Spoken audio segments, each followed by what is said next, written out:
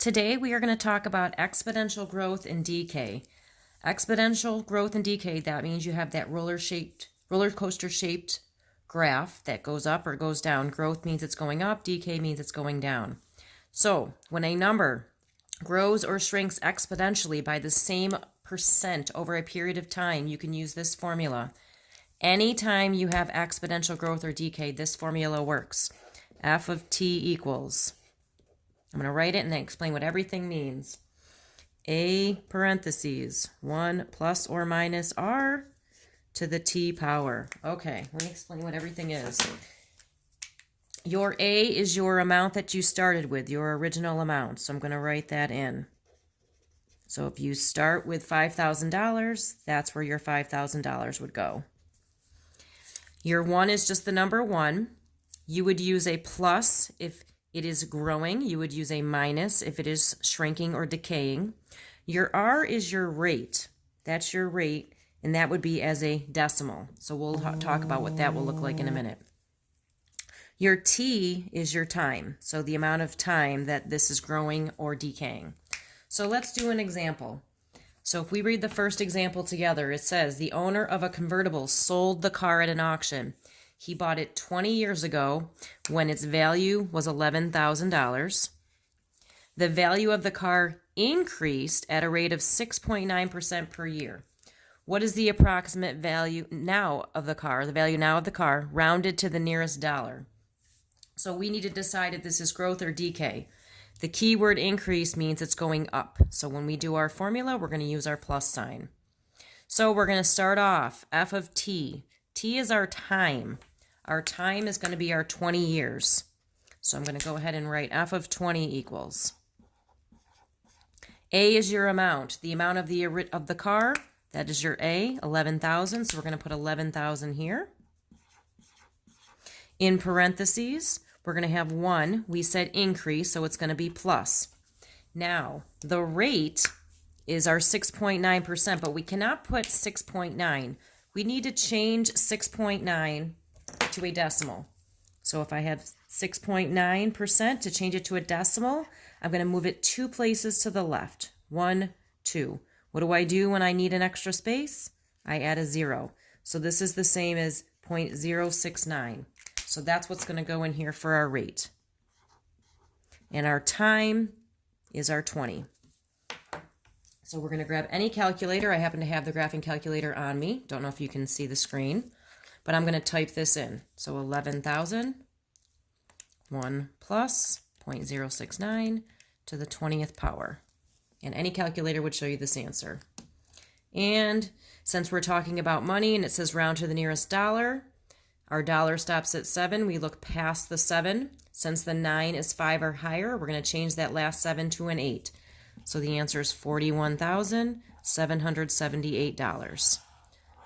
To see if it makes sense, it was 11,000. It says increase. This is higher, so it seems to be we did it correctly.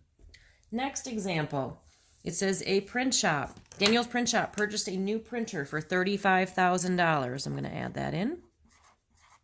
Each year it depreciates, that means loses value, at a rate of 5%. What will its approximate value be at the end of the 4th year? So we need some key things here. We need to figure out the time. Our time is 4 years, so that's our T. Our amount that we started with is our 35,000, that's our A. And our rate is 5%, so that is going to be our R as a decimal.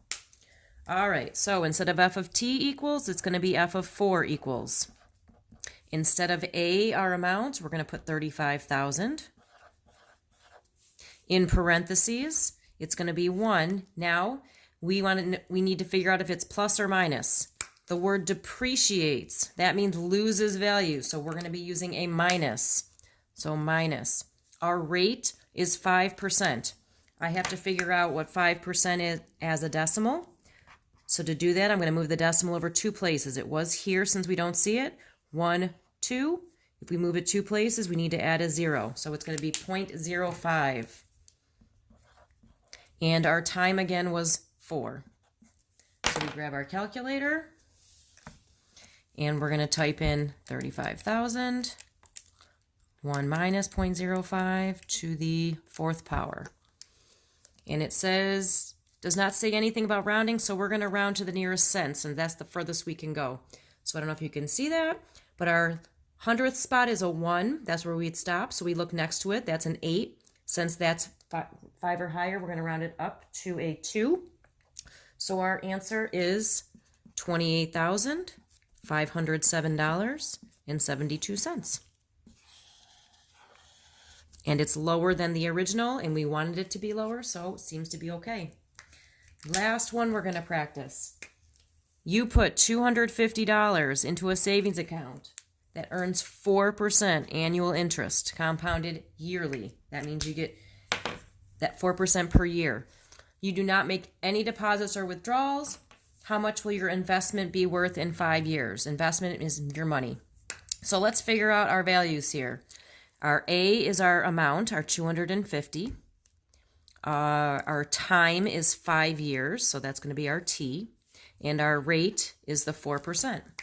So now we're going to go ahead and plug these in. So instead of f of t equals, it's f of 5 equals.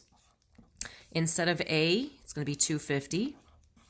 In parentheses, we're going to have a 1. Do you know if it's going to be plus or minus? Think about a savings account. If you have a savings account that you're putting money into and it's earning money, that means it's going up. So we're going to put a plus. We need to change that 4% to a decimal. So 4%, if we move the decimal over 2 places, 1, 2, it becomes 0.04. So we're going to put 0.04 in here. And our time is 5 years, so 5. All right, so now we're going to go ahead and type this in. So 250, 1 plus 0.04 to the 5th power. And it doesn't say anything about rounding, and we're talking about money again, so we're going to stop at the 100th spot. The 100th spot's a 6. Next to it is a 3, which is less than 5, so we leave the 6 alone. So we have $304.16.